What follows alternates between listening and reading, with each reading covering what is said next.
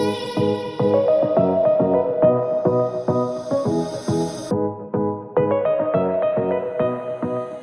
it away, Chris. Thank you, Zach. Good afternoon, everybody. Tammy Neron has been a co-founder and president of Super T's Mast Cell Foundation since 2017. Prior to these positions, she served as caregiver and advocate for her daughter Taylor during her battle with mast cell disease for over 6 years before losing her battle in 2017. Taylor's arduous and lengthy medical journey allowed Tammy to see the need for advocacy in the mast cell disease community. Seeing the lack of resources available and the need for patients to have a community support system, Tammy created the foundation social media connections to patients through Wisdom Wednesdays and My Story Mondays. These campaigns take place on Super T's Mast Cell Foundation's Instagram platform with the intent to educate and empower patients and their support systems. Currently, Super T's Mast Cell Foundation is the only nonprofit in the mast cell disease community providing financial support each year by offering grants to help offset patients with living and medical expenses, along with travel and lodging expense support for patients seeking a medical diagnosis for treatment. So I'll go ahead and pass it over to Tammy Nero. Thank you so much for, do I have to switch screens or? Nope, We you're can see good. you and hear you. Oh, okay. First and foremost, I just want to say thank you so much for the opportunity to be able to share about our organization. A lot of times people are like, mast cell, what is mast cell disease? And any opportunity to be able to share about what my daughter created before she passed away is an opportunity to, we believed power is knowledge. And so again, thank you for this opportunity. Oh, I just dropped. Sorry, I have a little person sitting on my lap. I have a little 1-month-old baby. So, Oh. um, so a little bit about mast cell disease. We've all had a bee sting or a mosquito bite. And the best way I can explain what a mast cell response is for everyone is, as I'm giving the presentation so that you can think about as I'm going on, is that you get that bump, you get the bee sting, that histamine response. Well, in mast cell patients, that doesn't turn off. So imagine having all of those over 200 various chemicals being poured into your body. So mast cell patients, that switch doesn't turn off. And in my daughter, Taylor was actually being groomed for the U.S. women's soccer team. Her virus, her being diagnosed with this rare disease was triggered by the H1N1 virus. And it took us over 8 years for her to get diagnosed with this rare disease. It took us going out to the University of Minnesota for her to be diagnosed by the world's top doctor, who's now part of our medical advisory team. You can go ahead and switch to slide, Zach. Okie doke. Please, thank you. This is my daughter. This is what she looked like before. And, when Taylor was diagnosed with mast cell disease, she was like, Mom, nobody should have to endure what we went through. I was a single parent, shouldn't have to go through what you go through as a single parent. And I was like, okay, Taylor, what are we going to do? And at the time, she was known throughout social media. She did something called Jars of Hope. She would have patients fill out surveys. She would have patients fill out, and on those surveys, it had about, favorite movies, favorite verses, anything positive. And then Taylor would go back and pull everything positive and put it in a jar and then send it out to those patients. And I just thought instead of doing maybe 10 or 20 jars a month, we were going to take it up a notch and maybe do 50. Well, Taylor's like, no, we're going to have a nonprofit. Well, I must hit the car in front of us because with my daughter, you never said no. And so at that point, when she said we were going to give people money, I knew that that's what we were going to do.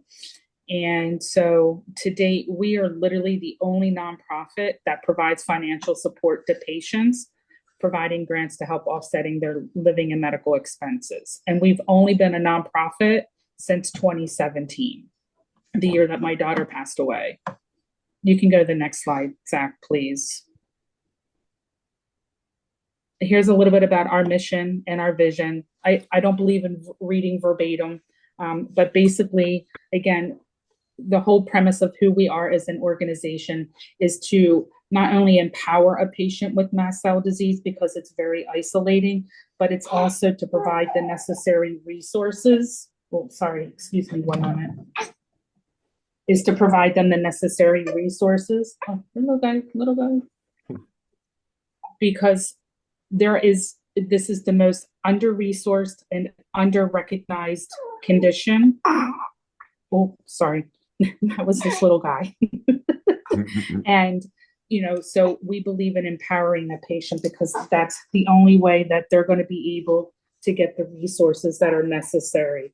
We help the medical community. We provide them resources so that they can also in turn are educated on how to treat patients, how to identify this condition.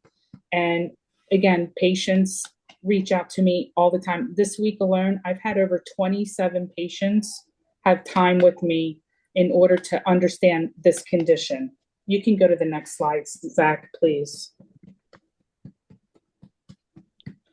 I'll let everyone, you can read this, but this is basically an overview of understanding about mast cell disease. Mast cell disease is a multi-system disease. It impacts more than just one system. You never just have mast cell. You generally have other comorbidities that exist with this condition. In my daughter's case, she had it ignited 4 other conditions in addition. To put it in perspective, Nick Foles' wife had dysautonomia. That's one of the conditions that is actually a comorbidity of mast cell disease. A lot of patients have POTS, dysautonomia, Ehlers-Danlos syndrome. So there's a lot of comorbidities. You can go to the next slide, Zach, please. Currently, I'm working with a patient. I did have permission to share this. The mother just reached out to me locally. She's 16 years old, was just diagnosed with this condition, and is literally going anaphylactic to when water touches her skin.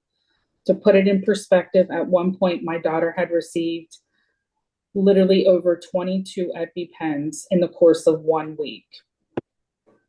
And so, again, you're like, what?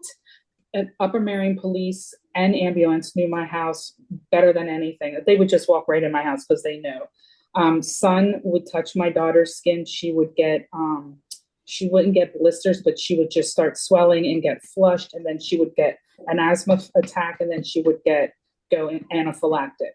This condition doesn't present in everyone the same way. As you see here, but just like it's saying about cancer, with cancer, again, you can line up 3 patients that have liver cancer, and doctors know how to treat it. They know how it presents. You can line up 3 patients with mast cell disease, and they do not present the same way. Everyone has different variables, and they also have different treatment options. And what might work today might not work tomorrow. At the time, my daughter was the 13th person in the US that had to go on IV. It's called CDI, which is IV Benadryl. She had to receive over 400 milligrams a day, and she didn't fall asleep. I get 12 milligrams, I fall asleep. But that's how we knew that that's what her cells took in order to calm down. Go ahead, Zach, you can go to the next one, please. And here's some of the common triggers. And this has been expedited even worse because of COVID. We're seeing an uptake in this patients because we all have mast cells. And what we're finding is that some patients, whether not getting medically, in depth, but some patients, are just more in depth that their genomes, there's a weak factor somewhere and it's triggering something along the line. And with COVID, this is what's triggering it. But here are some of the triggers. And in my daughter's case, she could take a medication today, and 2 months later, she could take the same medication and she would go anaphylactic from it. You can go to the next one, Zach. Here's some of the symptoms. This is just a small sampling size of the symptoms. We are very fortunate that we do have Dr. Afrin, who is the world-renowned mast cell specialist. He's based out of New York on our medical advisory team, and he helps with a lot of our resources. I'm very fortunate that we're based here out of King of Prussia, And when I tell you the uptake of patients within Collegeville, TE, Valley Forge, Phoenixville, my phone does, I don't ever turn my phone off that are reaching out because their doctors are asking for our help to help diagnose, and patients that are asking for support. And as a little organization, I'm now like, I'm like, okay, how do we take this further? Go ahead, Zach, you can go to the next one, please. Here are some of the next upcoming events. Sunday is actually Mast Cell Disease Awareness Day. It actually became a day the year that my daughter passed away. We get one day a year. We're trying to work to get this become an entire month. But if you're local and you can come out to Petrucci's in King of Prussia, we would really appreciate it. You might think an ice cream cone or a milkshake doesn't make a difference, but all the proceeds help us be able to continue grants. As I said before, we're the only organization that provides grants to patients, resources to support groups that need our materials. We're looking to start support groups, and everything's done online because in patients' cases, they can't go to Target because the cents will send them anaphylactic. Some patients have to watch even going into an ER because nurses are wearing perfume or scented laundry detergent, and that alone has sent patients anaphylactic. And then our other upcoming event is December 7th at our Monte Carlo, which is in Conshohocken at the Spring Mill Ballroom. And as I said, that we're looking to launch some patient support groups. And I think that's the last slide, right, Zach? Oh, and these are ways that you can get involved. Follow us on social media. If you go to our website, which is supertmastcell.org, you can sign up to receive all of our notifications when we're making announcements. You can follow us on all of our social media. We're on Instagram and Facebook. As I said earlier, sometimes Facebook we post, but I feel like people don't really see it all the time. We share a lot on Instagram. And these are some of the board member opportunities that we have. And if there's an interest, we can go in depth and I can explain what that looks like. Sorry, I feel like I went through that super quick. No, that was perfect and fine, Tammy. Thank you so much for sharing and for the great work you're doing in this space. I know we're going to open it up for anyone that has any questions. One thing I would love to urge folks, and again, we're going to send out an email where we can get some details out to people, but the 20th is just a couple days away.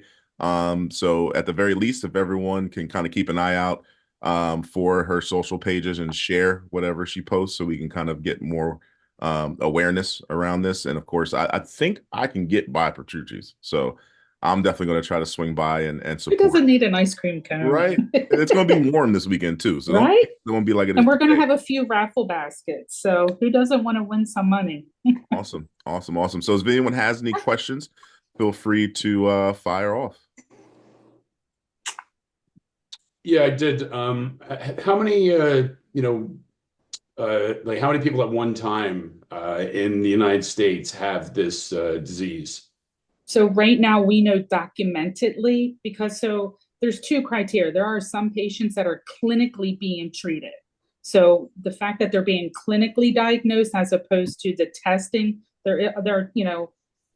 one of our medical advisors is with Icon Research. So then we can get that raw data. So I can tell you there's about 250,000 documented patients in the United States right now because of the testing that they've had done. But what makes it harder is that when you have physicians that are clinically diagnosing and then prescribing the medication, and the medication, some of it has to be compounded. And when that's compounded, insurance doesn't cover it. And so we have patients that are, can't afford the medication. They're going to China to get it because it's cheaper there and they're taking the risk. So yeah, sorry, your question was, but yeah, documentedly, we know at least 220,000. So it's Now, still, is it still it's an orphan disease though, despite that fact. well, so because mast cell disease, there's different diseases, like, so mastocytosis, that's considered rare. There's there's not just one mast cell disease. There's different, like systemic mastocytosis, and it has different variants. You have cutaneous mastocytosis. You have hereditary alpha tryptophanemia, which is because they're lacking a gene. So there's different levels, and depending on which doctor you see, I'll give you, for instance, there was a doctor down at one of our city hospitals that told my daughter she wasn't sick and she was making it up, and told her to get out of their hospital. And I was like, are you kidding me? And I, again, will not bash that hospital, but now that hospital has a mast cell clinic. And they don't know what they're doing. And I don't mean that to be disrespectful, but I know for a fact because patients are now going up to New York to Dr. Afrin. Yeah. Have you or anybody in this space collaborated with the folks with the fight against ALS? Because I hear a lot of similarities. I mean, even though ALS is this overarching term, there's a lot of different variants of it. And they had and still have the problem of it being an orphan disease, so it's difficult for them. But there's maybe 30,000 people in the United States at one time that have, that have ALS. So it ends up being more of a challenge because of the numbers. And obviously, like cancer's got millions, which is Right. They end up being supported. It's just easier to get behind. For that. Well, when people hear that, and you're right, and there's a couple other conditions, like you said, that are orphan conditions, and we haven't, because again, we are such a small organization, and we need the support. I'm completely transparent. There's so much that needs to be done. Matter of fact, Dr. Afrin and his team are creating a movie right now, a documentary for Netflix, and they just called me the other night and they're like, we need your help for marketing because we need to get this documentary done. And I was like, I can only do so much. So I think everyone's trying to do something within their capacity, but it's like, to what amount? And excuse me, I don't want to assume. What does that term mean, an orphan disease? Sorry. Yeah, I mean, basically, yeah. What it means is that it doesn't have any, support from pharmaceutical companies, for the most part, from the infrastructure in general, from basically the healthcare infrastructure. And the WHO doesn't recognize it. The WHO, it's very minimal in their support. Interesting. How many people in total do you have in your organization working? In my organization right now, we have 7. Wow. And that, I mean, and it's challenging because there's such a need. One of our board members is a mast cell patient herself. And I work 40 hours a week, which again, we all work and we all, so, and I do Super T's full time. And to me, that's my last attachment to my daughter. It will never go away, but I also see the need. I mean, just the other day, I was helping patients out in Minnesota and in Wisconsin. One of the patients, her parents are on our grant team and they're from California. So it breaks my heart when I see caregivers going through what I did and when I see patients going through what my daughter did. And I was like, we just celebrated her 7-year angelversary, and it's like, things need to change. My friend is the president of Paoli Hospital, and I will be going in and educating the medical team of all the updates that we had, because she did educate Mainline Health and Jefferson Health System, because one of her doctors was from Abington. Sorry. It's, I mean, we're all talking about, something that's super tough and you know, praying for folks, and then you have like an overload of cuteness on the screen at the same time. It's like an interesting juxtaposition going on.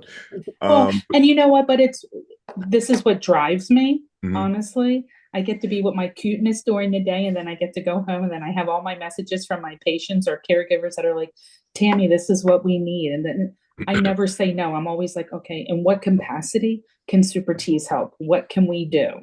mhm, We might have to pivot, but like, let's figure this out. And so social media, I've taught myself how to use social media. I'm not the best at it. But again, you do what you can. This was my daughter's brainchild. We used to hold a huge race at the Norristown Farm Park. It was called the Superhero Showdown Race. This is the first year we couldn't hold it because we didn't have enough volunteers. We used to have over 300 people in attendance, and the amount of people that have been calling, they're like, Tammy, we missed the race this year. I'm like, all right, we're doing it next year. You know, we'll find the help. But yeah, I mean, it's everything I do is to help the patients because I mhm. never want patients to feel that they're alone. Right. And knowing that there's more patients now in our area, it's even more heart tugging for me because you know this is our area. I don't ever want a patient, no matter where they are, but I don't ever want patients or caregivers to feel that they're alone. Right. Um, Thank you again. I mean, does anyone have any other questions before we jump into the floor is yours? And of course, we will make sure Tammy's contact information and website and all that stuff gets shared out with everyone who's here. And I'm Um, sorry if I went fast. I hope I gave enough no, you, information. Tammy, you're flawless. While managing a baby, you did fantastic. Anyone else have any questions before we move on for Tammy?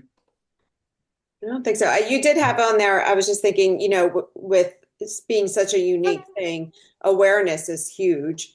And then through awareness, you'll be able to get volunteers, so as you build the awareness, hopefully more people will volunteer time and then be able to help support you, at least in some fashion, to share some of the tasks that need to be done. But No, I appreciate it. You know, we have found, and not speaking for other people, but other nonprofits have felt the same. Like volunteerism is just down right now. mhm. And that's where the challenge is. And we normally had a whole slew. We used to have over 75 volunteers. And we have found that since COVID, people willingness to volunteer has just been really hard. Mm. And we noticed that our numbers, and we noticed it with other organizations as well. It's just been really hard. And I respect that. And for us, it's just been a challenge. But to put on a race at the scale that we had, I refuse to skip. Again, safety is prime with me and having the numbers that we always had, so, but like you said, awareness and all of that. So hopefully we'll get on task now. Thank you.